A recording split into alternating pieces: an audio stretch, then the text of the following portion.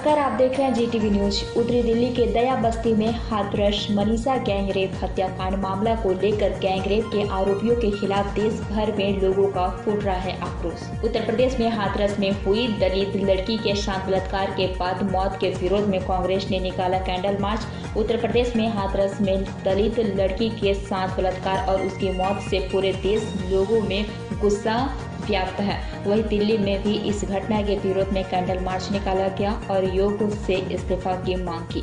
आज candle march निकालकर उस बेटी को श्रद्धांजलि दी है और उसके आरोपियों को जल्द गिरफ्तार करने की मांग करते हैं। ऐसे दिल्ली से राजीव तिवारी की एक खास रिपोर्ट। क्या मांग करते हैं? हम लोग यही मांग करते हैं कि उस दलित की बेटी को तुरंत प्रभाव से न्याय मिले।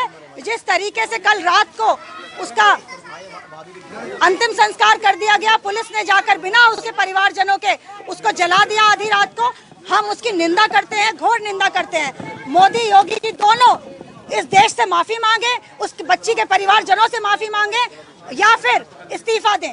अगर वो इस पद को नहीं संभाल सकते, वो हम बहन बेटियों की इज्जत की रक्षा नहीं कर सकते, तो उन्हें इस पद पे बने रहने का कोई अधिकार नहीं है।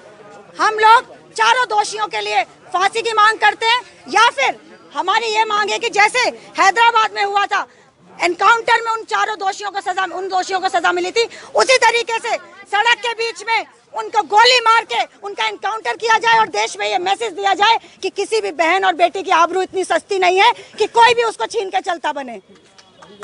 उस्मान भाई, जिस तरीके से हाथरस में मनीषा के साथ घटना घटी, उसको लेकर के आप लोग कैंडल मार्च निकाल रहे हैं, क्या मांग करते हैं सरकार से? देखिए, आज आप जिस तरीके से देख रहे होंगे, बहन बेटियां सारी ये कांग्रेस के नाम पर नहीं, अपनी बेटी को हक दिलाने के नाम पर आज इकट्ठे हुए हैं यहाँ पर।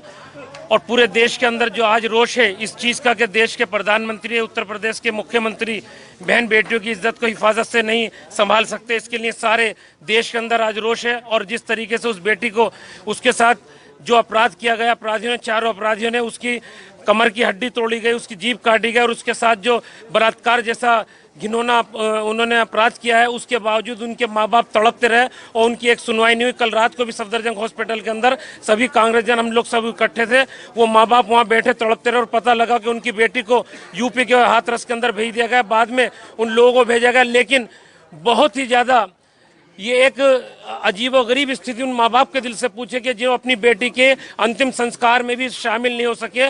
और सच बात यह कि आप देखना आने वाले वक्त के अंदर ये होगा कि ये कहा जाएगा कि उसकी जीभ भी सही थी, उसकी कमर भी सही थी और उसके साथ कोई बलात्कार नहीं हुआ, क्योंकि सभी पेरेंट, उसके माँ बाप ये देखना चाहते थे। और जिस चीज़ का आप आने वाले वक्त में देखा ना कि इन सब चीज़ों को मना कर दिया जाएगा और माँ बाप के लिए इससे बड़ी दुखदायी कोई भी चीज़ नहीं हो सकती कि उनके बच्चे के साथ इतना बड़ा हादसा हुआ, उसके बाद में उस बच्चे को उनके हवाले नहीं किया गया, उसका अंतिम संस्कार जो हिंदू रीति रिवाज के हिसाब से होना चाहिए था वो नहीं हुआ।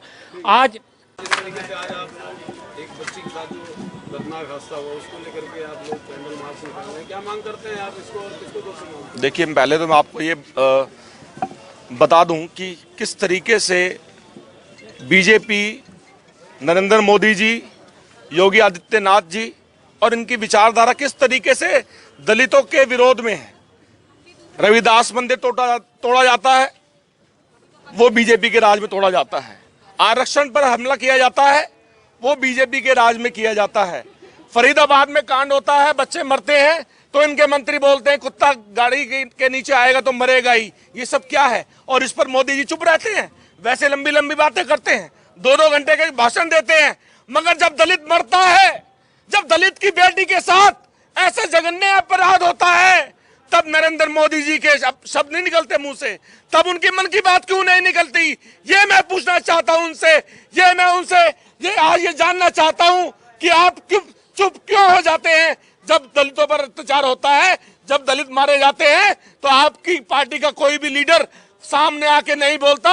इसको हम क्या समझे? ये दलित विरोधी चेहरा है, दलित विरोधी पार्टी है।